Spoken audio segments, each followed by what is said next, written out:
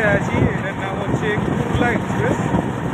শালিমার থেকে লোকমান্য তিলক যায় মুম্বাই, লোকমান্য তিলক টার্মিনাল। তো আমি এখন এটা ডাউনে যাচ্ছি, শালিমারের দিকেই যাবে। আমি উঠেছি ঝাড়গ্রাম থেকে,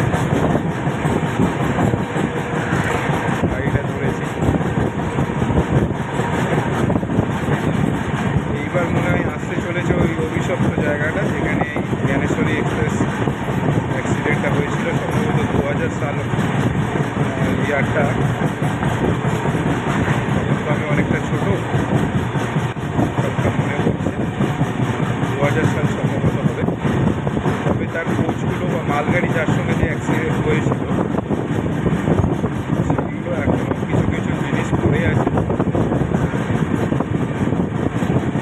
ব্যাগের ধারেই রাখা আছে, একটা ছবির মধ্যেই রাখা আছে।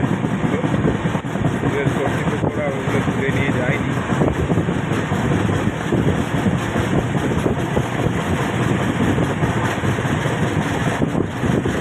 আরও কিছুটা বাকি আছে।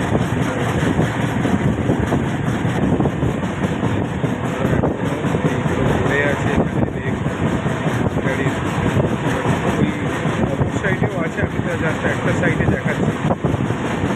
এইগুলো মালগাড়ি নিয়ে আছে, ইঞ্জিন আছে, দুটো ইঞ্জিন আছে, দুটো কোচ আছে, এক্সপ্রেসটা দুটো কোচ। অনেক লোক এখানে আশেপাশে যারা স্থানীয় বাসিন্দা তারা বলে নাকি রাত্রেবেলা এখানে নাকি অস্বাভাবিক কিছু আওয়াজ